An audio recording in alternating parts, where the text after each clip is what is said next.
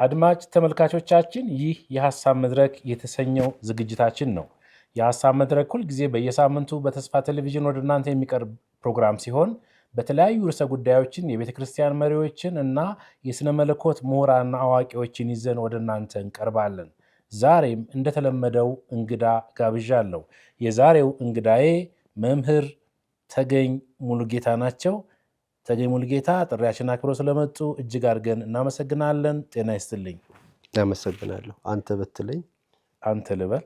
እሺ፣ አመሰግናለሁ ስለፈቀድክልኝ አንተ እያልኩ አወራለሁ። ተገኝ ሙሉጌታ ተገኝ ሙሉጌታ ከዚህ በፊት የፕሮግራማችን አካል ነበረ።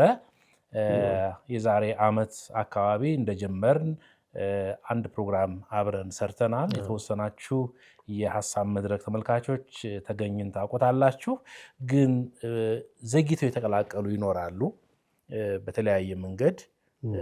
እንደው ለአድማጮች ባጭሩ ተገኝ ሙሉጌታ ማን ነው፣ የትምህርት ዝግጅቱ ምን ይመስላል፣ አሁን ምን እያደረገ ነው የሚለውን ትንሽ ነገር መግቢያ ስጠን። እሺ፣ አመሰግናለሁ። ያው እንዳልኩ ተገኝ ሙሉጌታ እባላለሁ። ክርስቲያን ነኝ። አማኑኤል ባፕቲስት ቤተክርስቲያን አባልና አገልጋይ ነኝ።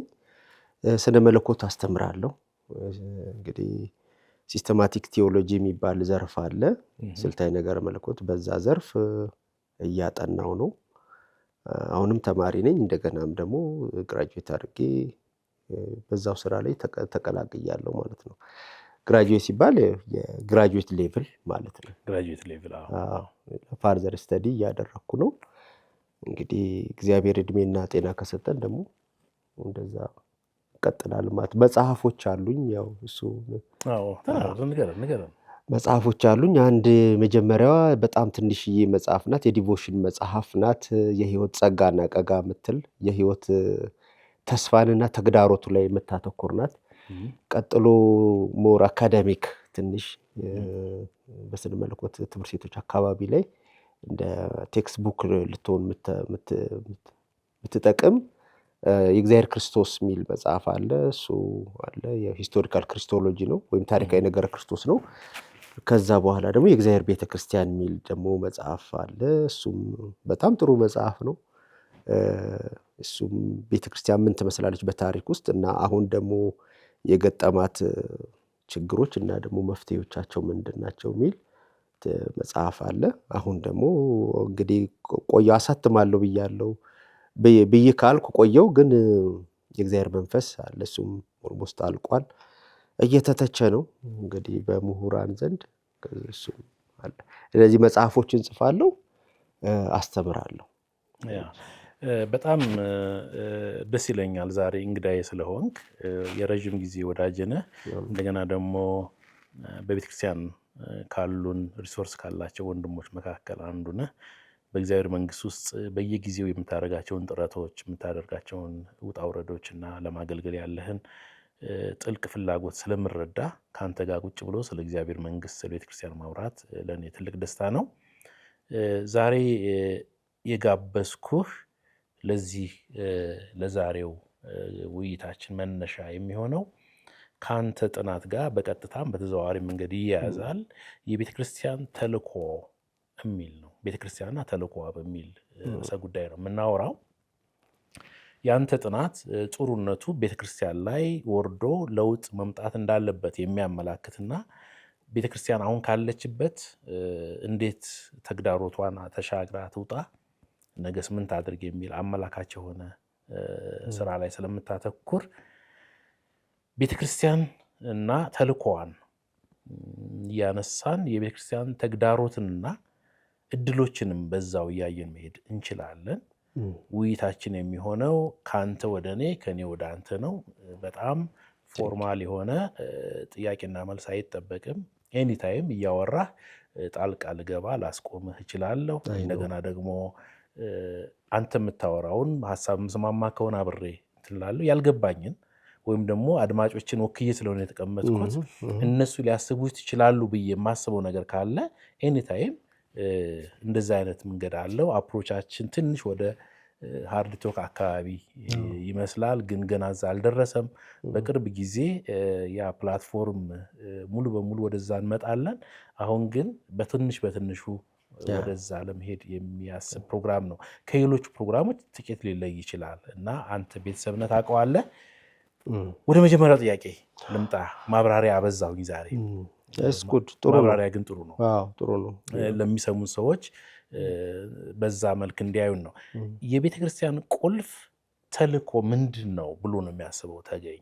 አሁን የተጻፈ ምናምን ቅብጥር ሰው አይደለም ፈልጎ ተገኝ ዝም ብሎ ሲያስብ በቃ ቤተክርስቲያን ተልእኮዋ ይሄ ነው የሚለው ነገር ምንድን ነው? በጣም ጥሩ ጥያቄ ነው። ምክንያቱም ሁሉ ነገር ከዴፊኒሽን ወይ ከትንተና መጀመር አለበት። አሁን ቤተክርስቲያን መጀመሪያ እንደ ህዝብ ማየት ያስፈልጋል። አንዳንድ ጊዜ ቤተክርስቲያን አንድ ስለ መለኮት ያቃበለን ለኔ ክፉ ምለው ትምህርት አለ። ቪዚብል ኢንቪዚብል ምናምን የሚላቸው ነገሮች አሉ እና አንዳንዴ ከዚህ አሁን ካለው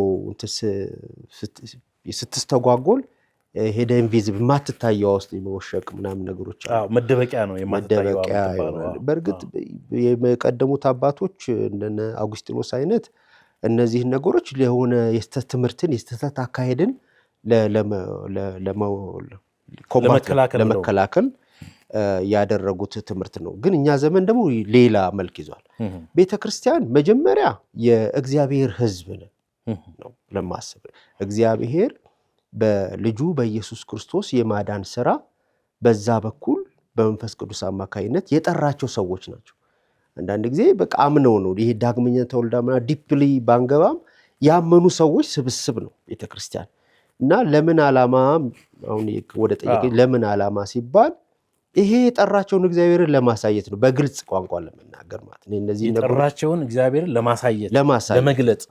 እግዚአብሔርም ደግሞ ኦብስኪውር እንዳይሆን አሁን እግዚአብሔር በሰዎች ላይ እንዴት ነው የሚታየው? የሆነ በጣም ማስረዳት የማይቻል ነገር ግን የሆኑ ሰዎች የሚሰማቸው ስሜት አለ። እግዚአብሔር አሁን በህዝቡ ላይ መታየት የፈለገው በቸርነት ነው፣ በምህረት ነው፣ በፍቅር ነው፣ በእርቅ ነው እና ደግሞ ሌላውን በመቀበል ነው። እነዚህ አይነት ነገሮች በህዝቡ ላይ በተለይ እነዚህን አሁን ያልኳቸውን ነገሮች የውጭ ያለውም ሰው ይሞክረዋል።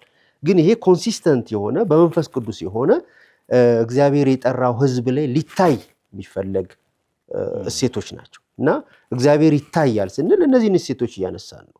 እኔ እንደውም ሰሞኑን አንዱ ማነሳው ይሄን በምንድን ነው የምንታወቀው? በፍትህ ካልታወቀን፣ በሰላም ካልታወቀን፣ በእርቅ ካልታወቀን፣ በፍቅር ሌላውን በመቀበል ካልታወቀን አይ ዶንት ቲንክ የእግዚአብሔር ህዝብነት ራሱ። ስለዚህ ተልእኮ ምንድን ነው?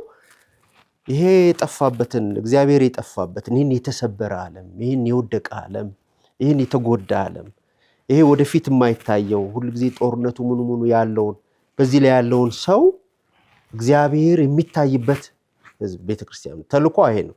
እግዚአብሔርን ማሳየት፣ ታራቂውን አምላክ፣ የምህረትን አምላክ፣ እጁን የዘረጋውን አምላክ፣ ለሁሉ የሞተውን አምላክ ማሳየት ነው። ይህንን በተለያየ ዘርፍ የስነ መለኮት ሰዎች ያቀርቡታል። አንደኛው ዓለምን በተመለከተ፣ እግዚአብሔርን በተመለከተ፣ የመጣውን አማኝ በተመለከተ እያሉ የሆነ አቅጣጫ ያስይዛሉ። ግን ትልቁ እንደ እግዚአብሔር ህዝብ እንደ ቤተክርስቲያን ስንሰበሰብ አምላካችንን ለማሳየት ነው። ሰው ይገርማል አሌክስ እኮ ሰው የተፈጠረው የእግዚአብሔር መታያ እንዲሆን ነው። የእግዚአብሔር መልክና ምሳሌ አይደለም ሰው መገለጫው እንድንሆን ነው። መገለጫው እንደው ከዚህ ጋር አንድ ነገር ላንሳ። ኦልሬዲ ወደ ውስጥ እየገባን ነው። በራሱ ስንጀምርም በሚያንደረድረን ብዙም ደግሞ እንድንጠያየቅ በሚያደርግ ነገር ነው የጀመርከው። የእግዚአብሔር መገለጫዎችን አነሳህልኝ። ፍትህ፣ እርቅ፣ ሰላም፣ ሌላውን መቀበል። የሚገርም ነው ይሄ። በዚህ መንገድ እንዲቃኝ ነው የኔ ፍላጎት። ግን እነዚህ መገለጫዎች በኢትዮጵያ ወንጌላውያን ቤተክርስቲያን ውስጥ አለ ወይ? ለምን መሰለ? ከዚህ በፊት ስትል የሰማሁ ይመስለኛል። ብዙ ጊዜ ስለ እግዚአብሔር ስናስብ፣ ስለ ቤተክርስቲያን ስናስብ ቤተክርስቲያን የሆኑ ሰዎችን ለሰማይ ቤት የምትመለምል መልማይ ነገር ነው። ምልመላ የምታካሄድ ይመስለው።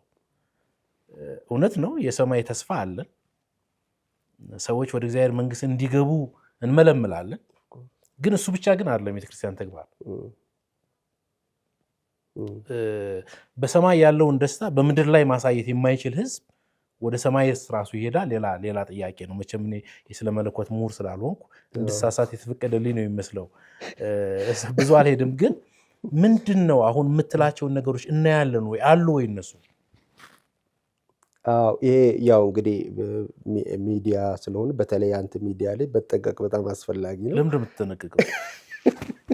በነፃነት እኮ የሀሳብ መድረክ ነው። በጣም የሀሳብ ያው የታሰበ ሁሉ አይወራም አይደለም። ለምን መሰለህ እዚህ የጠራውህ አይ ነው ሀሳብህን ያለመከልከል ተናግረህ ግድፈቶቻችን እንድናስተካክል አይ ቲንክ አንደርስታንድ አድርገኛ እንደው ለጨዋታ ያነሳ ያክል ነው ያነሳው እና ያለ ምንም ችግር የለም። በነፃነት ተናገር። እኔ ተከጀልሃለሁ።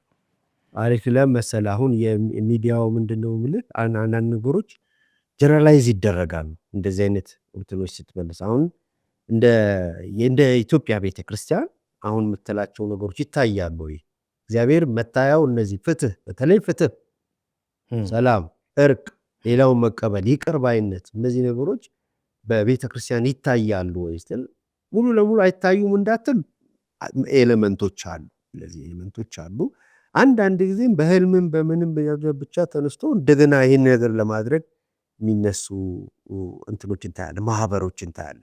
ግን የኢትዮጵያ ቤተክርስቲያን እንግዲህ የኛ አንድ ወደ 54 አጥቢያ ያለን የአማኑኤል ባፕቲስት ሌሎቹም ጋር በተጋባዥ ለስልጠና ምናምን ትሄዳለ። እነዚህን እሴቶች ለማየት ሩቅ ናቸው።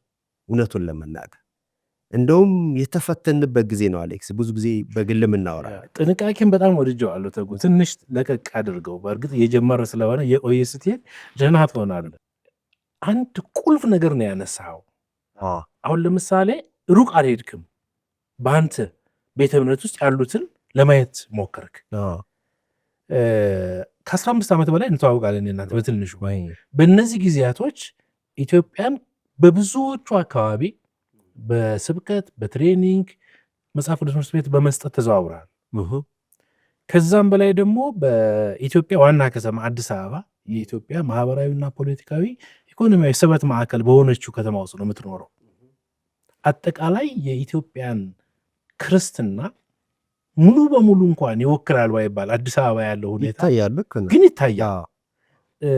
እኔ እናንተ ኢትዮጵያ ውስጥ ላለው የወንጌላውያን እንቅስቃሴ ሩቅ አይደለንም። አንደኛ የስራችን ባህሪ ነው፣ ዕለት ተዕለት ተግባራችን ነው። ሁለተኛ እኛ ራሳችን የዛው አካል ነን። ስለዚህ ፍትህን፣ እርቅን፣ ሰላምን ማሳየት ቀርቶ ለሌላው በእኛው ውስጥ ራሱ ፍትህ አለ ወይ? በእኛው ውስጥ ራሱ እርቅ አለ ወይ? ታርቀናል ከራሳችን ጋር እርስ በርሳችን። እኔ እናንተ አሁን ኮንፍሊክት ቢገጥመን በምን አይነት ነገር ነው የምንፈታው? እንደ እግዚአብሔር ቃል የመፍታት አቅሙ አለን? ቁጭ ብሎ የማውራት አቅሙ አለን? ቢያንስ እኮ ዶክትሪናል እንኳን የሆኑትን ልዩነቶች እኮ ቁጭ ብሎ ለማውራት አቅም የሌለን ሰዎች እንዴት አድርገን ነው ለማህበረሰቡ ስለ እርቅና ስለ ፍትህ ምሳሌ መሆን የምንችለው? ስለዚህ እጃችን ላይ ያለው ወንጌልና እኛ ለምንድን ነው የተላለፍ ነው? እስኪ ወደዚህ ልውሰድ። አሁን ስለ ቤተክርስቲያን ተልኳ ምንድን ነው ብለን ወደዚህ አይነት ነገር ይመጣ። ተልኳ ግን አንድ ነገር አብሬ ልበል ፕሊዝ። የሆነ ጥልቅ የተቀበረ አንድ አሳሳች ሀሳብ አለን ብዬ አስባለሁ። እባክህን አውጣው እሱን ነገር ዛሬ በኢየሱስ ስም ይውጣ። እኔ አንድ ያዘናጋን ምለው ቅድም በመሃል ሰሞኑን ጽፋቸው የነበሩትን ነገሮች ኮት አድርገሃል። ለሰማይ የምትመለምን ቸርች ለፍትህ ስትዘናጋ ያሳዝናል። እና አሁን አማኙ በደንብ የሚያደርገውን ነገር አድርጎ ግን እንዲህ አይነት ነገሮች ሲመጡ ሰማይ ሄዳለሁ ብሎ ነው የሚያስበው። መደበቂያው ነው እሱ። ይሄ እነዚህ ዶክትሪኖች በእርግጥ ይህንን ስናገር አሁን ከብዙ አማኝ ጋር ግጭት ውስጥ ትገባለን። ምንም ዳዝም ማተር ፎርሚ ይሄ የመጣው ከ18 ሴንቸሪ ወደዚህ ነው። እንደዚህ አይነት ሀሳቦች የመጡት ኢቫኩዌት እንደምን ከመጀመሪያ አልነበረም። እነዚህ አይነት ነገሮች ፈርስት ሴንቸሪ ላይ ቸርች እኮ የማህበረሰቡ ሌላ ኦልተርኔቲቭ ኮሚኒቲ ናት። አማራጭ ማህበረሰብ እዛ ስቃይ፣ ኃጢአቱ፣ ጨለማው፣ ክፋቱ፣ ውድቀቱ፣ ስብራቱ ያሰቃየው ሰው ፍቅር ወዳለበት ምህረት ወዳለበት ወደዚህ ህዝብ ነው የሚገባው። ስለዚህ ያ ህዝብ ከተማን እየወረሰ አካባቢን እየወረሰ የእግዚአብሔርን መንግስት ሳይንፖስቶች ምልክቶች እየታዩ ፍትህ በአግባቡ የሆነ ድምፅ የሌላቸው ሰው ድምፅ ሲያገኙ ማህበረሰብ ያገለላቸው ሰዎች ሲታወቁ የእግዚአብሔር ፍጡር ነኝ ለካኔም ሲሉ ቸርች እንዲህ አይነት መታወቂያ ነበር የእግዚአብሔር መታወቂያ እና ዲፕ ኢንሳይድ ላይ ብዙዎቻችን ያው በተለይ ኢቫንጀሊካል ሀሳቡ ላይ የሆነ አገሬ እዚህ አይደለም ይላል፣ ግን በደንብ እየኖረ ነው። እዚህ አገሬ እዚህ አይደለም የተሰፋ ነው መኖር ብቻ አለ ከመሬት ጋር የተሰፋ ነው እኮ። ግን ምንድነው እንደዚህ ፍትህን ምናም ወደ ጎን ለማየት ቅድም ያልከውም እርስ በርስ ለመታረቅም ከራስ ጋራም ለመታረቅ ራስን ለማየት ራስን ሆኖ ለመኖር በእግዚአብሔር ጸጋ እነዚህ ነገሮች ያታልላሉ። ስንሰበሰብ ምንሰብከው በቃ በቅርብ እንሄዳለን ምናምን አይነት ነገሮች ስለሆኑ ማህበረሰባዊ ቀውሶችን ሶሻል ቀውሶች ፖለቲካል ካዮሶችን ምናምን ኔግሌክት አድርግ ባይፓስ ታደርጋለህ፣ ዝም ብለህ ትዘላቸዋለህ ማለት ነው። የኔ ጉዳይ አይደለም ቤተክርስቲያን የኔ ጉዳይ አይደለም ትላለህ። እውነት ነው። ፖለቲካ ውስጥ ገብታ ቤተክርስቲያን እንዲህ የምትፈተፍተው ነገር የለም። ግን ፖለቲካውም ህዝብን የሚነካ ከሆነ ፖለቲካውን ማሳየት የሚፈልገው ፖሊሲዎች ስላሉት አንተ ደግሞ ከዛ ተቃራኒ ምናምን አይደለም እኮ ግድ። ግን እግዚአብሔር ደግሞ የሰው ልጆች እንዲኖሩ የፈለገው በክርስቶስ ኢየሱስ የዘረጋልን አዲስ መንገድ አዲስ ማህበረሰብ እንዲህ አይነት ነው። ኑ ወደኛ፣ ወደ ሰላሙ፣ ወደ እርቅ ነው፣ ወደ ፍትህ ነው፣ ወደ ታራቂው እግዚአብሔር ነው ምትል መሆን አለበት እና የሆነ ከስር እንዲህ አይነት እንትኖች አሉብን ልልህ ነው። ለዛ ነው ጥሩ ትንተና ነው ብዬ ነው የማስበው። ቤተክርስቲያን ተልኮዋ ምንድን ነው? እግዚአብሔርን በተመለከተ ማምለክ፣ ውጭ ዓለምን በተመለከተ ወንጌል ስርጭት፣ የመጣውን ሰው በተመለከተ ደቀ መዛሙርት ማድረግ ቀላል ትርጓሜ ነው። ይሄ ጽሑፍ አለ፣ የፈረንጅ ጽሑፍ ኖ። እኛ ደግሞ ኢትዮጵያዊ ነን፣ ትንሽ ወደ ምስራቃውያን እናጋድናለን። እግዚአብሔርን በመለፍለፍ ወይም በመስበክ ከመናገር በላይ በትንሹ ቢሆን በማሳየት ቴንደንስ ያለ ምስራቅ አካባቢያችን ወይ አጠገባችን ኮንቴክስታችን ኦርቶዶክስ ነን።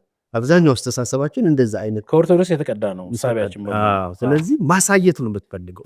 ኤክስፕሬሽኒስት ነን። ማሳየት ከእግዚአብሔር ጋር ያለህን በጾም በጸሎት በመዘመር በማምለክ ለሱ ተለይተ በመቅም እንደዚህ ነው ማሳየት ይፈልገው። እነዚህ ነገሮች ውስጥ አሁን የምንላቸው ኤሌመንቶች እንዲገኙ፣ ፍትህ እንዲገኙ፣ እርቅ እንዲገኝ፣ ሰላም እንዲገኝ፣ ፍቅር እንዲገኝ ማሰብ መቻል አለበት። አንድ ቅድም ጀምረን እንትን ያለው ነገር አንድ እድል ነበረ። ብዙ እድሎች ይገጥመዋታል ቤተክርስቲያን ብትሆን። ምሳሌ ሀገራችን ውስጥ ያሉ ኮንፍሊክቶች በጣም በጣም ኮንፍሊክቶች የሆነ የኤትኒክ ካዮሶች አሉ፣ ፖለቲካል ካዮሶች አሉ፣ የኢኮኖሚ ካዮስ አለ። አንዱ አንዱን ለመቀበል በጣም የሚቸገርበት ቤተክርስቲያን እዚህ ጊዜ ሴት አፓርት ሆና አይ እግዚአብሔር እንደዚህ አይነት ነገር ነው የሚፈልገው። አያሲህ እኔ ኦሮሞና ሌላው አማራ አንድ ነው የምናመልከው። አንድነት ምክንያት፣ የፍቅር የመተሳሰብ ምክንያት፣ ሌላውን የማስቀደም ምክንያት ሆና ማሳየት ነበረባት። የቤተክርስቲያን ተልእኮ አሁን ምንድነው? በእንደዚህ አይነት ማህበረሰብ ውስጥ ወንጌልን መስበክ ነው ትላለህ። ግን ወንጌል እኮ የማይሰማ ማህበረሰብ እየተፈጠረ እኮ ነው። በተለይ ከመሀል ሀገር ከሸዋ ሄደ ሰሜን መስበክ አይፈልግም፣ ሊሰማ አይፈልግም። በአብረህ ስታብር አልነበረም ወይ ነው የሚለው። ቤተክርስቲያን አይ ቲንክ እንደገና ዲፋይን ማድረግ አለባት ተልእኮዋን ማለት ነው። ህዋማ ማንን እኛ እኔ እኮ መታወቅ ያለብን ለፍትህ ስቆም የሰላም ሰው ሲሆን ድሮ እንኳን ቀደም እኮ አንዳንዴ እንዳንጨፈልቅ ያልኩ እኮ ድሮ ለምሳሌ ማይሰርቅ ተብሎ ጴንጤ እኮ ግምጃ ቤት ይሆናል። ግምጃ ቤት ይሆን ነበር። የሰላም ሰፈሩ ስለማስታረቅ ሰላም የሰላም ስትብሎ ይህንኑ ነገር ማሳደግ በማህበር ማሳደግ ነበረ። እንደዛ ማለት እንደው ደርግ ሊወድቅ አካባቢ አንድ አካባቢ ነው የመጣ ነው ወደ ክርስትና ትክክልና እዛ ነው። እና እኔ በመጣሁበት ጊዜ ወደ ቤተክርስቲያን ለግምጃ ቤትነት ለገንዘብ ያዥነት በጣም ከገንዘብ ጋር የተነካኩ ነገሮች ተመርጦ ለአማኝ ነው የሚሰጠው። ታማኝነቱ ስላለ ኢንቴግሪቲው አለ፣ ታማኝነቱ አለ። ዛሬ ላይ ለመጨፍለቅ አይደለም አስባለሁ እኔ ከሚደርሰኝ ከማየው ገንዘብ ነክ ነገር ከጴንጤዎቹ አርቁ የሚባል ይመስለኛል አሁን ካለንበት። ሊትራሊ ይህ ሰው ከጴንጤ ጋር የስራ ውል አልገባም ያለ ሰው አለ። ቢካስም ኤኒታይም ያፈርስብሃል፣ ከዛ በኋላ ወደ ቤተክርስቲያን ይወስድብሃል ያለ ሰው አለ። ትልቅ ሰው አማኞችን አንቀጥርም የሚሉ አማኞች አውቃለሁ።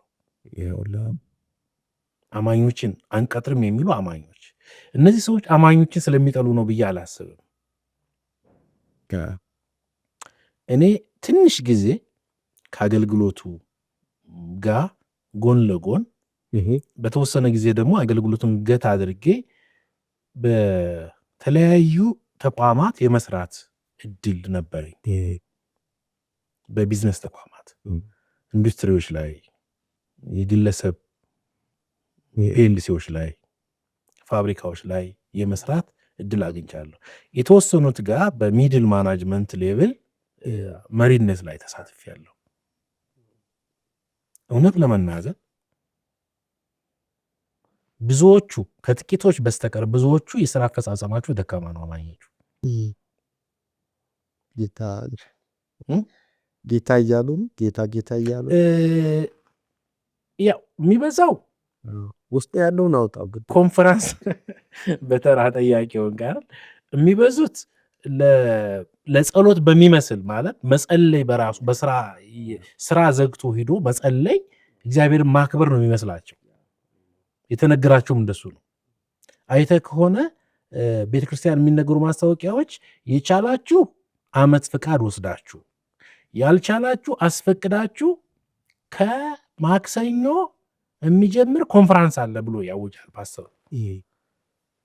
ከኛ ሀገር የስራ እንትን ከሰኞ እስከ ቅዳሜ አንዳንዴም ከሰኞ እስከ ዓርብ ነው። ስለዚህ ዓመት ረፍቱም ያልቃል፣ ፍቃዱም ያልቃል። ስለዚህ ሌሎች ሰዎች እንደሚያደርጉት አማኞቹ በተለይ እኔ ኤችአር ላይ ስለሰራው አክስታቸውን የሚገሉ ሰዎች አውቃለሁ። በተደጋጋሚ ግን ለጸሎት ነው የሚሄዱት። አጎት የሚገሉ አሉ። ታምባሉ ሲስተማችን ከባድ ወድቋል። አየህ፣ ጸሎትንና ታማኝነትን ጸሎትንና ይሄ ስብዕናን ቀላቅለነዋል። ይሄን ደግሞ አማኙ ሳይሆን መሪዎቹ ናቸው ይሄን የጣሉት።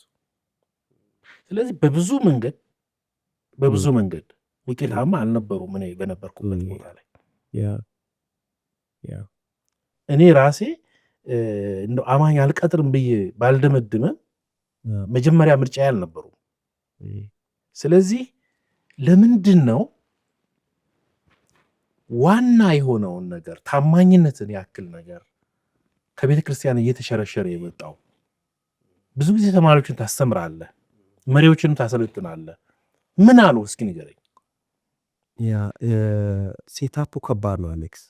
መጀመሪያ የገባብን ነገር ስለ ቤተክርስቲያን ወይ ስለ ክርስትና የገባብን የተማነው ነገር እንደገናም አንዳንዴም እንደ ሱስ እንደ ኢንተርቪው ላይ አብረኝ ሆኜ ነገር ነው ያለው። ሱስ አንዳንድ ነገሮች ሱሶች ናቸው እና እነሱ ከባድ ናቸው ለማላቀቅ። አሁን እኔ በማስተምርበት ቦታ በመጀመሪያ 2 ቀን ምናምን እንጋጫለን። እንደዚህ ብሎ ነገር የለም እንደዚህ አይደለም እስቲ ያሳይ ምናምን ስክባባር በኋላ ነው ይሄ ነገር ለካ በጣም ስር ሰዷል። ግን ይሄ አንዳንዴ ደግሞ ምንድነው አብረህ መናገር ያለብህ የኢትዮጵያ ላይ የመጣ የኢትዮጵያ አማኝ ላይ የኢትዮጵያ ወንጌል የኢትዮጵያ ለፈቅጥ ምናምን ላይ የመጣ ነገር አለ። በዓለም ላይ ራሱ ስነ መለኮት በጣም በጣም በጣም ሽፍት ያደርጋል ማለት በተለይ ከዚህ ከተሐድሶ ወደዚህ የመጣ ከታላቁ ታዲስ በ1980 በኋላ የፕሮቴስታንት ኦርቶዶክሲ ይባል እንትኖች አሉ። ትምህርት ፕሮቴስታንት ምንድነው? ትምህርቱን በእምነት አንቀጽ በደንብ አደራጅቶ ዘግቶታል። 4 በ4 ነው። ከዛ ውጪ ምንም ነገር አታስቡም። ትሪኒቲ እንደዚህ ነው፣ ክርስቶሎጂ እንደዚህ ምናምን ሊድ ነገሮች አሉ እና እነሱ ነገሮች እንዳሉ ነው መስለው ቁጭ አሉት። ማለት አውዳችን ልዩ ነው፣ አስተሳሰባችን ልዩ ነው፣ ወርልድ ቪዋችን ልዩ ነው፣ ካልቸራችን ልዩ ነው እና እሱ ነገር በጣም ስር ሰዷል። ስለዚህ እንደገና ነው ሪየርስ ወይ ሪዲፋይን ማድረግ ነው። ቤተክርስቲያን ምን ለማሳብ ቤተክርስቲያን ምንድን ነው ተልኳ? ምንድን ነው የኛ ፍጻሜ? ሰማይ የሚሄዱትን ነገሮች ሪዲፋይን ማድረግ አለብን። ከክርስቶስ ጋር መሆኑ፣ ክርስቶስ ከኛ ጋር መሆኑ፣ እግዚአብሔር ከኛ ጋር መሆኑ፣ እኛ ከክርስቶስ ጋር መሆናችን ነው ዴስቲኒያችን ብለን እንደገና መጽሐፍ ቅዱሳዊ ቤተ እምነት አንቀጻዊ አይደለም። የቤተ እምነት አንቀጻችን አለ እኮ እሱ እኮ አሁን የመጽሐፍ ቅዱስን ድምፅ በጣም እኮ ሰፕሬስ እያደረገው እኮ ተጭኖታል።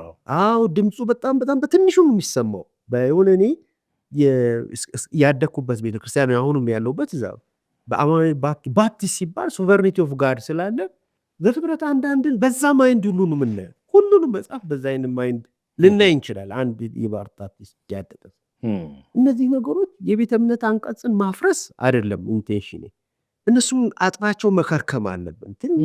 ሌት ኢት ቢ ሆሎስ ኦፕን ሲስተም በቴዎሎጂ ቋንቋ ኦፕን ሲስተም የሚያይና ልክ ነው የተጻፈ ነገር ሰጥቶናል። እነዚህ ነገሮች ሰፊሽንት ናቸው። እነዚህ ነገሮች ግልጽ ናቸው።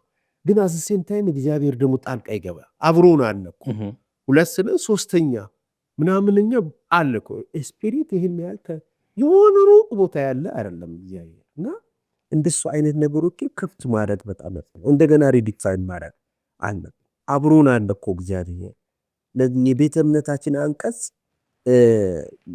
ቤተክርስቲያንን በጥሩ እየተረጎምልን ቤተክርስቲያን ብትሆን አልረዳችንም ብለን አብሮን ካለው እግዚአብሔር ጋር በጸሎት በዲቮሽን በምክክር ደጋግመህ ትላለህ። ዲያሎግ ያስፈልጋል። ወንድማዊ ዲያሎግ የባፕቲስትን ከብሉ ከሚስክስቶች ጋር ከመካኒሱ ጋር ዲያሎግ ያስፈልጋል።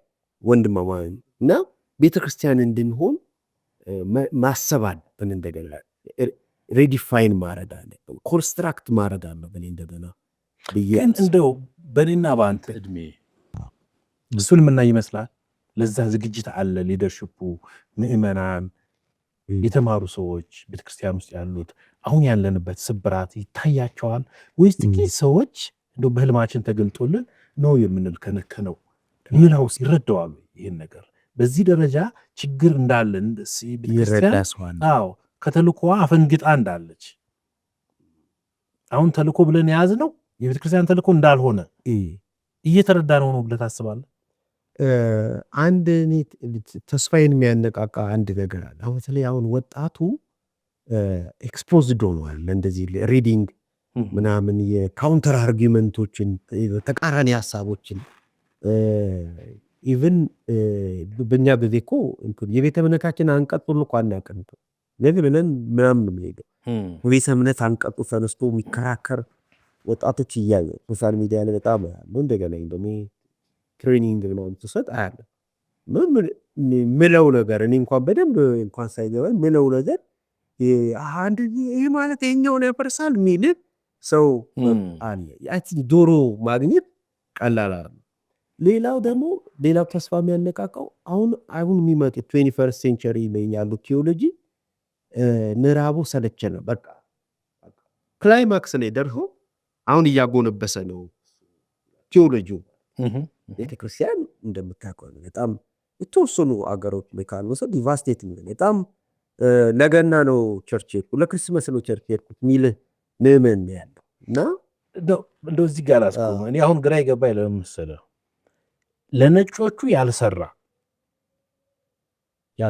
ለነጮቹ ያልሰራ የእነሱን አዳራሽ ባዶ ያደረገ ስነ መለኮትና ፍቹ አዳራሾቻቸውን ለሙዚየም ለሌላ ቤተ እምነት ስም መጥራት ስላልፈለኩ ነው ይታወቃል። ለፊልም ቤት ሽጠው አማኝ ያልሆነ ስነ ምግባራዊ የሆነ ነገር እንዲገቡ የረዳቸው ስነ መለኮት እኛ ጋር ምን ይሰራል? ለምን አውጥታችሁ አጥሉልን? አይውሽ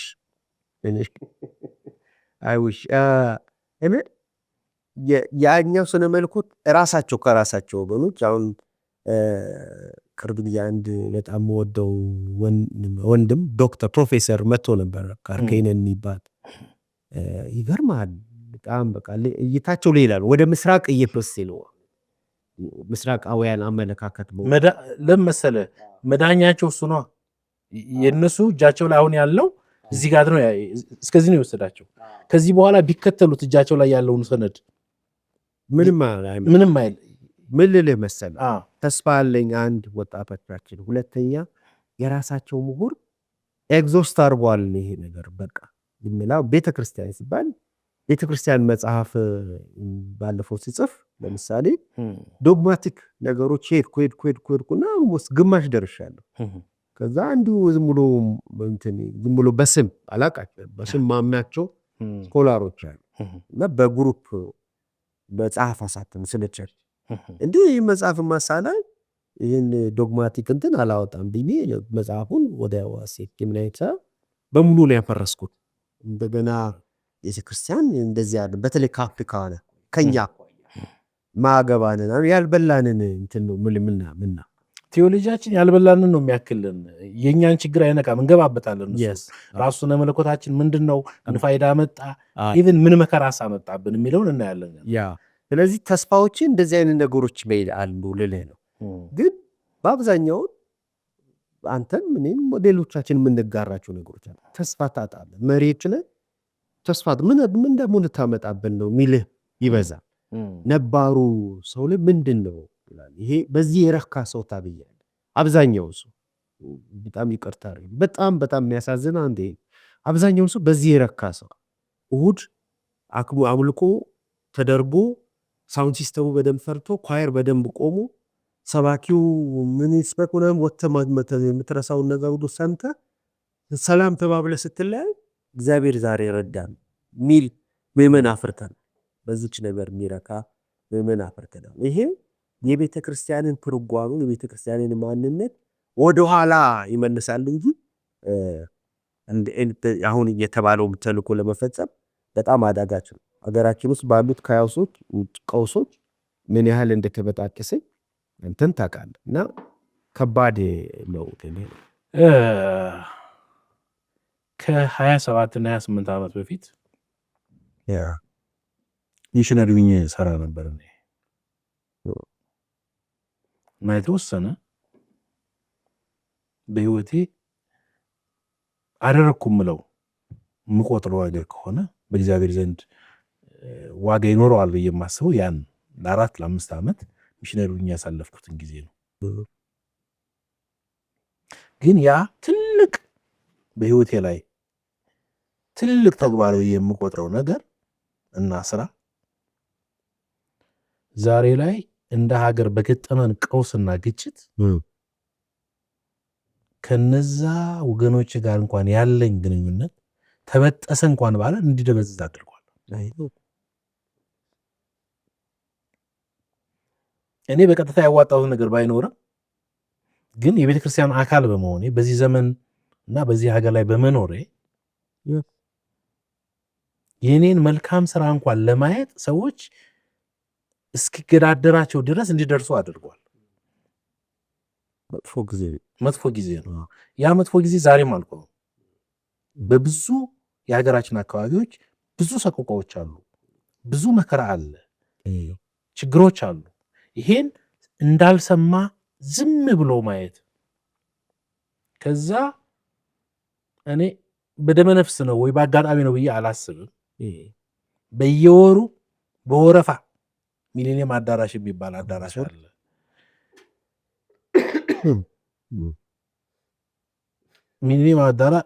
ሚሊኒየም የሚባል አዳራሽ አለ።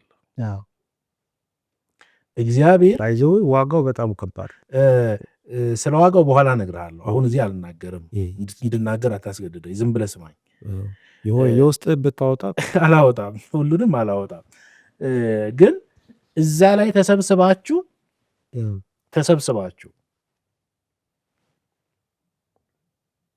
ሰይ ሶሪ እስኪ ዘለል ካላችሁ እኔ በመካከላችሁ መጣለው ያለ እስኪመስል ድረስ እግዚአብሔር አሁን ይሄን የሰማ ሰው መዝሙሩን ይቃወማል ሊለኝ ይችላል። መዝሙር ማለት በራሱ ምንድን ነው? አሁን እኛ የምናደርገው መዝሙር ከሆነ መነጋገር እንችላለን። የእግዚአብሔር ዓላማ አሁን በምናደርገው መንገድ ከሆነ መዘመር ማለት መጽሐፍ ቅዱስ ደስ ያለው ቢኖር ይዘምር ያለው አሁን የምናደርገውን ከሆነ ክርስትናችንን እኔ እንደገና ክርስትና እንፈትሻለሁ።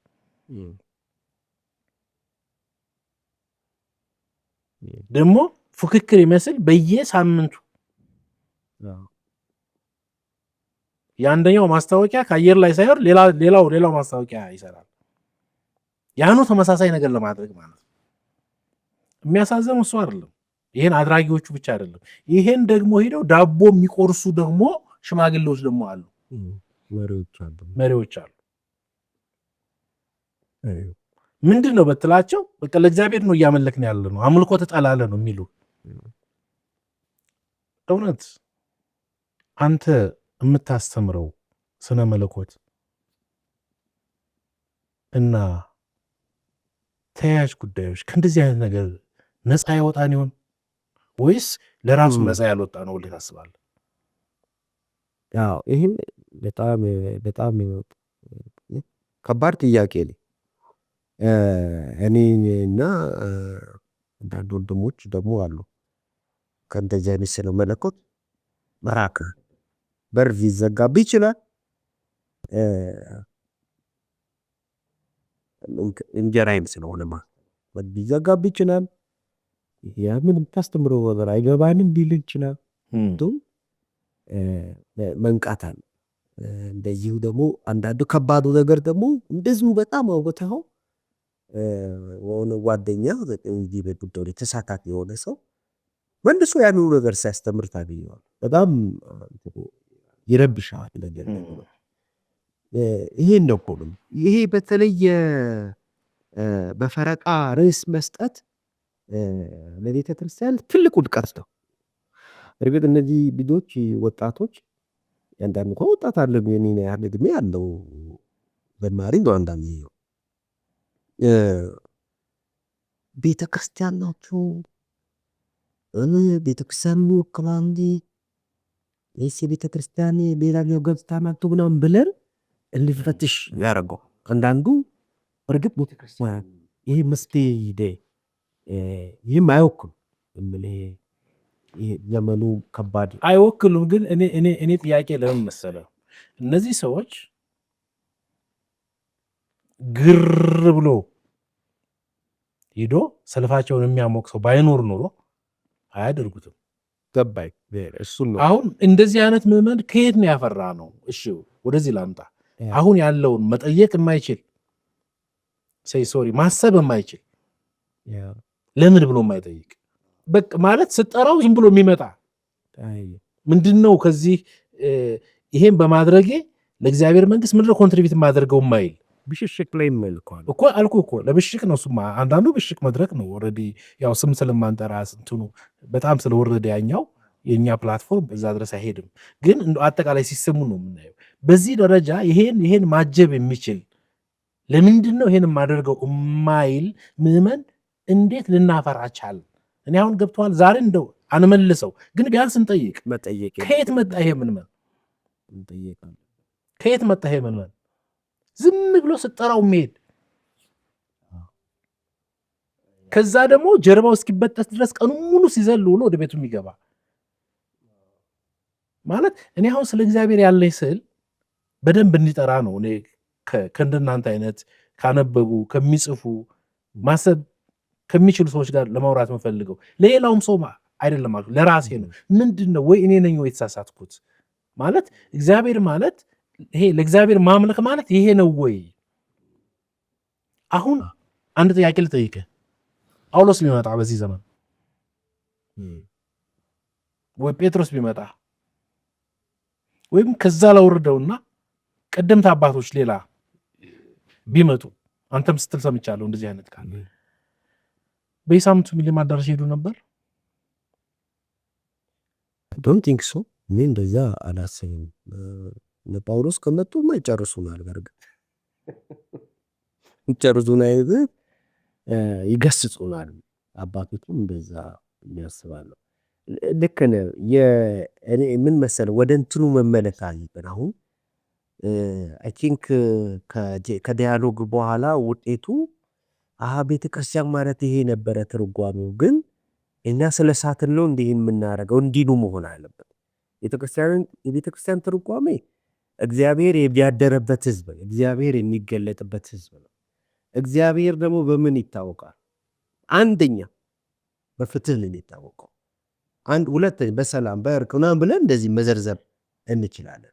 እና አሁን ያልናቸውን ነገሮች እኛ እሺ አሁን በዘመን ላይ ነው ያለነው። የአዲስ ኪዳንን ህዝብ እንደገናም የቀደመውን ኪዳን ህዝብ እስራኤልን ምናምን ስታይ ከእግዚአብሔር ጋር ያላቸው ግንኙነት በአመት 3 ጊዜ እየሄዱ በመጨፈር ምናምን አይደል የሚታወቀው። እንደውም እንደዛ ጊዜ ሲመጡ ሲገስጻቸው ታያለህ። ወንድምህ ጋር ተጋጭተህ እየተደበክ እየበላ ሳታካፍለው የመበለቱን ድምፅ ዘግተህ ወላጅ የሌላቸውን ልጆች አሽቀንጥረህ ጥለህ ስግብግብ ሆነ ኤክስክሉደር ሆነ በሆነ ምክንያት ሰውን ማግለል ንጽህናን በማግለል የምትጠብቅ ከሆነ ሲቆጣ ነው የምትወዘው። እስኖት አባውት በአመት 3 ድምቅ ብሎ በመከበሩ አይደለም። እስራኤል ለምንድን ነው ወደ ፍልሰት የሄደው? ፍልሰት እኮ እርግማን ነው። ለምንድን ነው? የቁጣ ምልክት ነው። አዎ አንደኛ ሌላ ማለክት መከተላቱ፣ ሁለተኛ ፍትህ ስለማያደርግ ሶሻል ጀስቲስ የለም። ኢሳያስ ስለምንድን ነው የሚያወራው? ዮኤል ስለምንድን ሆሴ ስለምንድን ነው የሚያወራው? እንደ አብዛኛውን ነቢያት መጽሐፍት እኮ ሶሻል ጀስቲስ ነው። እግዚአብሔር ጻድቅ አምላክ በጽድቁ የሚታወቀው በመካከል ላይ ጽድቅ ያደርግ ጀስቲስ ይለው። እኛ ጋር ያለው አንትን ይሄ ከውስጥ ይነሳ የሌላ መንፈስ ነው አላውቅም። ብዙዎቻችን የምናውቃቸው ፍትሃዊ ጦርነት ነው ያደረገው። ፍትሃዊ ብነት ጦርነት ማሰብ ምን አይነት ቀውስ ውስጥ እንዳለን ያመላክታል። ይሄ የቤተ ክርስቲያንን ገጽታስ በአንድም በሌላም ሳይታወቅ በእንደዚህ አይነት ሰዎች እንዲሳሉ ተደርጓል። ለዚህ ነው አሁን ዲያሎጎች ከወንድሞች ጋር ተህቶቱ ጋር ዲያሎግ ማለት ቤተ ክርስቲያን ምንድን ናት? ግድ የላችሁም የዚህም ዘመን ትርጓሜ አንመ ሌስ ባክ ቱ ባይብል ሌስ ባክ ቱ አወር ፌሎሺፕ ስንገናኝ እንኳ አንዳንድ ኤሌመንቶች ይነግሩናል። ባይብሉን እንኳ አንዳንድ ጊዜ ማንበብ ያቅተን ስንገናኝ ስንጸልይ የሆነ እኮ ሰማይ አጠገብህ ምናምን እንዳለ ታያለህ። ታረቅ ይልሃል፣ ንስሐ ግባ ይልሃል። አንድ አይነት ነገሮች አሉ። እንደዚህ አይነት ትርጓሜዎችን ነው እንደገና ማምጣት ያለበት። እኔ ባልከው ነገር 100% መስማማው። ስለ መለኮታችን በጣም ደካማ ነው። እንደውም ለእንደዚህ አይነት ነገሮች አስተዋጽዋል። እንሄድበታለን። ትንሽ እዚህ ጋር የተወሰኑ ሀሳቦች እናንሳ።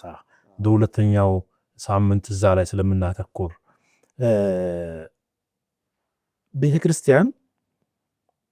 ቤተክርስቲያን ብዙ ጊዜ ቅድም አንድ ነገር አንስተህልኛል።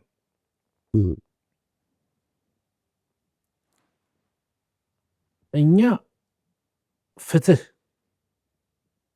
በእኛ መካከል ቢኖር ዓለምን በፍትህ እንኮንናለን።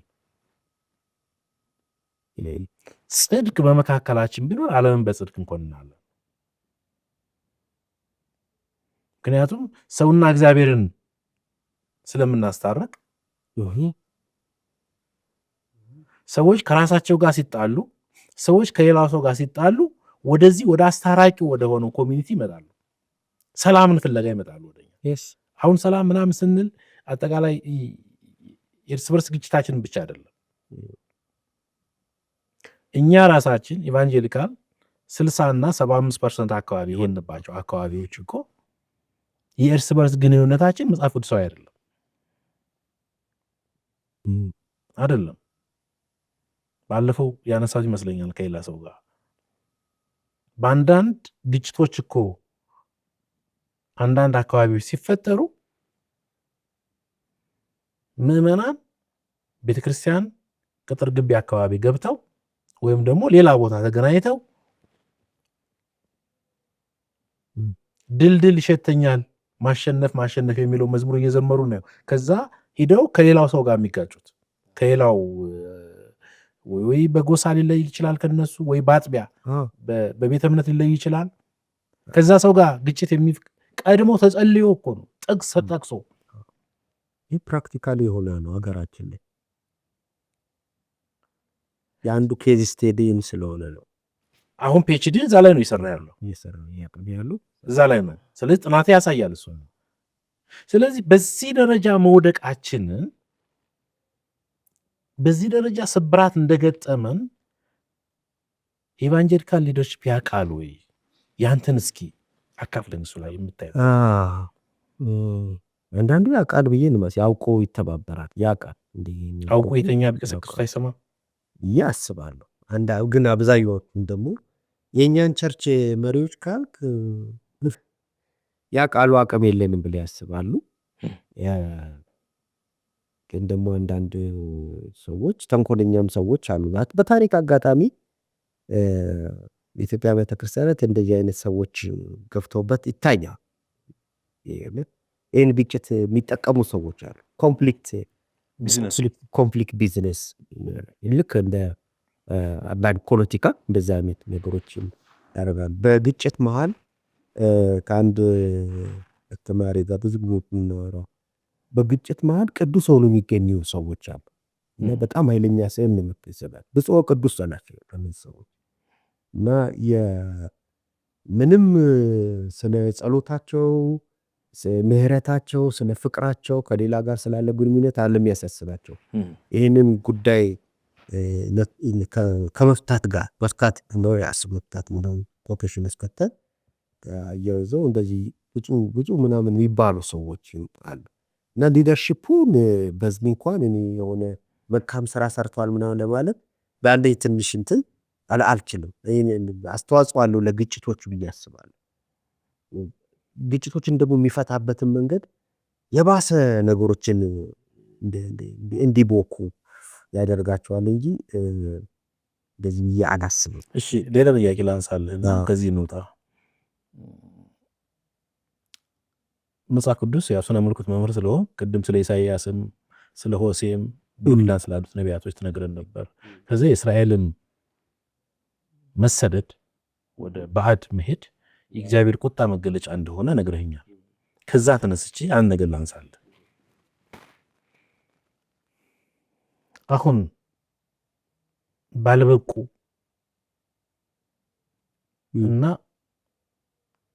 የእግዚአብሔርን ሕዝብ ወደ እግዚአብሔር መምራት በማይችሉ ሰዎች እጅ የወደቅ ነው እግዚአብሔር ተቆጥቶ ነው ብለህ ታስባለህ? ከባድ ነው እንደዛ ነው። አሁን እኮ ምንም ከባድ የለውም። ስለ ሆሴ ካወራህ ስለ ትላንት እስራኤል አይደለም ምንም እኮ የተለያየ ሴታፕ እንድትፈጥር አለ ምነግርህ። እንደው አንተ ለመናገር አልፈልግም ወይም አይኔም በጨው ታጥቤ እቀመጣለሁ ካላልክ በስተቀር እስራኤልን እግዚአብሔር አንስቶ ወደዛ ከወሰደና በባዕድ እንዲቀጡ ካደረገ እግዚአብሔር እየቀጣት ነው ካልከኝ እስራኤልን ቀጥቶ አንተን ለምን ይተዋል? አንተ ምን ስለሆንክ ነው? አናሎጂው ነው። አናሎጂው እስራኤልን ቀጥቶ እኔን ይተውኛል እኮ አይደለም፣ ወደዛ እንትን አይደለም። እሺ በጣም አልወሳስበው፣ ግን መጽሐፍ ቅዱስም ፍንጭ ይሰጣል። እንደዛ ማለት መሪዎች ብዙ ጊዜ ወይ ለሽልማት ወይ ለቅጣት ይመጣሉ። ምንም ብሉይ ኪዳን ያሳያል እሱ። መቼም አንዳንድ ሰዎች አሉ የሚፈልጉትን ብሉይ ኪዳን ቀኑን ሙሉ ሰብከው ከብሉይ ኪዳን ሐሳብ ስትነሳ አሁን አዲስ ኪዳን ነው ይላል። እንደዛ እያልከኝ ነው? እንደዛ እያልኩ አይደለም። ደግሞ ይሄ መሪዎችን የሀገር መሪም ይሁን የቤተክርስቲያን መሪ ነው አይደል? መሪ እንዳጠጥ መሪውን አሁን ግን ቤተክርስቲያን ላይ ማዕከል እናድርግ። ቤተክርስቲያን ላይ ነው ትልቁ የቀድሞ ሐሳብ ከዚህ ጋር ያዩ በጣም ትልቅ ሐሳብ ነው። ማለት ገብቶሃል? አጠቃላይ እንደመራራ አይተኸው ከዛ ደግሞ ወደ ቤተክርስቲያን እንምጣ። ግን አጠቃላይ የውይይታችን ማዕቀፍ ቤተክርስቲያን ስለሆነ ግን ስለ መሪ ስናነሳ አገርንም አህጉርንም ዓለም አቀፍንም እግዚአብሔር መሪዎችን ያስነሳል። ልክ ነው። አሁን አንተ ባልከው መንገድ ብዙ ክርስቲያኖች ሲያወሩ እናያቸው። አሁን ለምሳሌ ናዚ ወደ እንሽሽ ከሀገራችን ናዚ ደስ ይላል። በቃ ሽሽ ይፈቀድልሃል። ናዚ 80% ኢቫንጀሊካል ክርስቲያኒቲ በጀርመን ውስጥ ባለበት ሀገር የተፈጠረ መሪ ነው። 80% እና ንግግሮቹም ሐሳቦቹም አፍ የሆነችው ቸርች ናት። አሁን ያለውን ቸርች እያልኳል ሉትራን የሚዛግብ የነበረችው ሉትራን ቸርች አፉ ናት። ዋር ዩኒክ ሲል ዋር ዩኒክ በየመድረኩ ሰማል እና እንዳናድግ የጀርመንን ልዩነትን እንዳናድግ እንትን ያደረገን አንድ ኤትኒክ ግሩፕ አለ። እንደዚህ እንደ አንድ ኤትኒክ ግሩፕ ፑልፒቶች አሉ ይህን የሚያስተጋቡ እና ያኔ ብዙ ጥናቶች አሉ። ሜቢ አይሁዶች ስቲል የሆነ እግዚአብሔርን ስለበደሉ ክርስቶስን ሪጀክት ስላረጉት እንደገና ይህንን አስነስቶባቸው ነው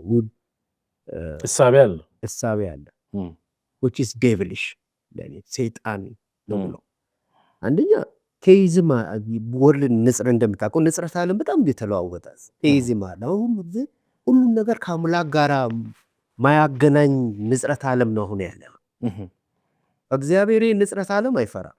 ይሄን ማንኛውም ንጽረት ዓለም ቢመጣ በቀደሳቸውና ባዳናቸው መንፈስ ቅዱስንም በሰጣቸው ህዝቦቹ ዓለምን ሊለውጥ እንደሚችል ያውቃል። ኃይልም አለው። ዓላማውም ይሄን ምድር ሁሉ በእግዚአብሔር ክብር እንድትሞላ ዓላማ ነው። እዚህ ፕሮጀክቱ ቤተክርስቲያን ነው። ቤተክርስቲያን ከቦ አንድ ቀን አፍቶ ይወስዳታል ማለት ሳይሆን ፕሮጀክቱ ቤተክርስቲያን ላይ ነው። እንደ ሰርቶ ማሳያ ነው። ያ መልካምነቱ፣ በጎነቱ፣ ምህረቱ፣ እርቁ፣ ሰላሙ በእኛ ለሌላው ይስል ማረጃና በእንዲህ አይነት ዘመን ላይ መሪን በቀሰታ እግዚአብሔር ይሾመዋል ምናምን ማለት ብዙ ፋክተሮች አሉ። ልክ አይደለም እንደዚህ እንድንል ማለት ነው። ዛስ ዋይ ፖለቲካል ሊደርስ ሲመጣ እኔ ፐርሰኑን አይደለም ፖሊሲው ነው ያለው። ከቤተ ክርስቲያን ጋር ክርስትና ጋር እንዴት ይሆናል? ተግባሩን ታያል። እሱን አስተግባሩ ለናገር ሲለወጥ መጸለይ ትጀምራል። እግዚአብሔር ሆይ ሮሜ 13 ብቻ አይደለም ስለ መንግስት ያለ ሮሜ 13 ብቻ አይደለም። ራእይ መጽሐፍም አለ አውሬ ማለት ነው ወደቀች ባቢሎን ይላል የሮምን መንግስት እና እግዚአብሔር እስኪጥል ለቅዱሳን ረፍት እስኪሰጥ የሚያደርገውን ነገሮች ታያል። እና ሁለት ነገር፣ አንደኛ ሁሉ ጊዜ በመሪዎች ዘንድ ላይ ምንም እጅ የለበትም ለማለት ሳይሆን ግን በሁለተኛ ደረጃ ደግሞ መሪዎችን ሁሉ ጊዜ እግዚአብሔር ነው የሚሾመው ያቀርበው። አሁንም ልክ እንደ ፈርስት ሴንቸሪ እንደ ቴይዝም በደንብ ሌላ እንትን በሌለበት ዓለም አሁንም ስታረቅ ይሄ ቤተክርስቲያን ከዚህ ጋር መተባበር የለበት። እንደዚህ አይነት እውቀቶች ብዙ ሰው አጥፍቷል። በተለይ እኛ ጋር ደግሞ ብዙ ሰው አጥፍቷል። ከዓለም ታሪክ መማር አለ። ናዚን እግዚአብሔር ሾሞታል ማለት በፍጹም እኔ የፈለገ ፋንዳሜንታል ሊሆን 24 ሰዓት ሙሉ ልከራከረው እችላለሁ። እንደዚህ ብሎ ነገር የለም። ፋንዳሜንታሎች እንደዚህ ያስባሉ። ናዚም ሆነ ማንም በቃ እግዚአብሔር ነው፣ ከእግዚአብሔር ተገዛ። ሰው ደግሞ ፍጥረቱ ራሱ ልኩ ለእግዚአብሔር ሐሳብ የተፈጠረ ነው እንጂ እኮ እንደዚህ አይነት በጣም ለሚጨቁን ነገር 2 ዓመት 3 ዓመት ይገዛል። ከዛ በኋላ ቁመቱ አይደለም ልኩ አይደለም አየር ያጥረዋል። እዚህ አንናቹራል ነው፣ ተፈጥሮዬ አይደለም ማለት ነው። እንደዚህ ወደ መቃወም ይሄዳል። ስለዚህ እነዚህ ቴሲሶቻችን በጣም ከባድ ነው። አንቲ ቴሲስ ልንሰራለት ይገባል። ይሄ ማለት መሪን እግዚአብሔር ነው የሚሾመው። አዎ መሪን እግዚአብሔር የማይሾም ይሾማል የምንልበት ዘመን አልፏል። ፋክተሮች አሉ። ዊ አር ኮንሰርን አባውት ቸርች ስለ ቢሊቪንግ ኮሚኒቲ ማሰብ ያለው እኛ መሀል ግን መሪ ሲሆን መሾም አለ ኳሊፊኬሽን መጽሐፍ ቅዱስ ሰጥቶናል። እንደዚህ አይነት ሰዎች ወደፊት ይምጡና ይምሩ ይላል። እነዚህ ነገሮች ሲጎልባቸው አካውንተብል ተሰብስበን ለምን እንዲያደርክ ብለን እናወርዳቸዋለን።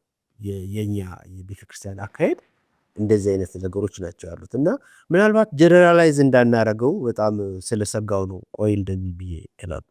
አይ ቲንክ እንደውም እኔ ካሰብኩት በላይ በደንብ ቡድኑን አጥብቀዋል። ወድጀዋለሁ። ሀሳቤ ገብተዋል የምልህ ጥሩ መረጃዎች ነው የሰጠህን። ነገሮችን በዛ ልክ ማየት አለብን። እኔ ቤተክርስቲያን መሪዎችን መስፈርቶችንም አምናለሁ፣ እቀበላለሁ። መጽሐፍ ቅዱሳዊ መስፈርቶችን እቀበላለሁ። እንደገናም ደግሞ እግዚአብሔር ይጠራል ወይም ደግሞ ይሾማል ብዬ አምናለሁ። ነው። በዛ ላይ መጽሐፍ እየጻፍ እንዳለ አውቃለሁ። በዛ ላይ መጽሐፍ ለመጽሐፍ ጥረት እያረኩ ነኝ። ያው አያልቅ ብሎ ተቸገርኩኝ እንጂ ባለሙያዎች ጋር ቁጭ ብለዋል። አሁን 1 ዓመት አልፎታል። መለኮታዊ ጥሪ መሪና መሪነት ነው የሚለው ማለት መሪና መሪነት። ብዙ ጊዜ ቃላቶቹ 2 ናቸው፣ ግን አንድ ነው ይመስለው። መሪነት ራሱን የቻለ ነው፣ መሪ ራሱን የቻለ ነው። ከዚህ ጋር ያለው የመለኮታዊ ጥሪ ምንድን ነው የሚለውን እዛ ላይ ነው የኔ የተወሰነ ጊዜ ወስጄ ያለሁት። እና አንደኛ እግዚአብሔር ይጠራል፣ ዛሬም እግዚአብሔር ይጠራል መሪዎችን የሚል እሳቤ አለኝ። እንደገና ደግሞ እግዚአብሔር ጠራኝ የሚለው ሰው ደግሞ ሲመጣ መጽሐፍ ቅዱሳዊ የሆኑ መስፈርቶች ደግሞ እንደ መለኪያ ይቀመጣሉ። አዲስ ኪዳን ላይ ተቀምጠውልናል። እነዛን እንደ መለኪያ መጠቀም እንችላለን። እኔ ቀለል ያለ በጣም ውስብስብ ያልሆነ መለኪያን አስቀምጫለሁ። አንዱ እግዚአብሔር የጠራው ሰው ከእግዚአብሔር የሚቀበለው ከእግዚአብሔር የሚያገኘው መለኮታዊ ብቃት ይኖረዋል የሚል እሳቤ ያለ፣ እሱ በጣም አከራካሪ ነው፣ ግን እኔ እንደዛ አስባለሁ። ሌላው ስነ ምግባር የአዲስ ኪዳን መለኪያ ነው። ውጤታማነት እና ተያያዥ ጉዳዮችን እንደ መስፈርት አድርጋ ለማድረግ ጥረት አደርጋለሁ። ግን ትልቁ የኔ መከራከሪያ እግዚአብሔር ትላንትም ዛሬም ለክርስቶስ ቤተክርስቲያን እና መንፈሳዊ ተግባራትን ለሚከውኑ ሰዎች ጥሪ በኩል በመለኮታዊ ጥሪ በኩል ወደ አመራር ይመጣሉ የሚል እሳቤ ነው ያለኝ። አንድ ሰው ከሆነ መጽሐፍ ቅዱስ ትምህርት ቤት ከሆነ የማናጅመንትና ሊደርሺፕ ትምህርት ቤት ስለወጣ ብቻ የቤተ ክርስቲያን ወንበር ላይ መቀመጥ አለበት ብዬ አላምንም። አድማጭ ተመልካቾቻችን፣ ይህ የሐሳብ መድረክ ነው። ከወዳጄ ከተገኝ ሙሉጌታ ጋር የመጀመሪያውን ክፍለ ጊዜና የመጀመሪያውን ሳምንት በዚህ እንጨርሳለን። በሚቀጥለው ሳምንት ይህን ሐሳብ ይዘን ወደ እናንተ እንመጣለን። ይህ የሐሳብ መድረክ ነው በተስፋ ቴሌቪዥን። ሻሎም።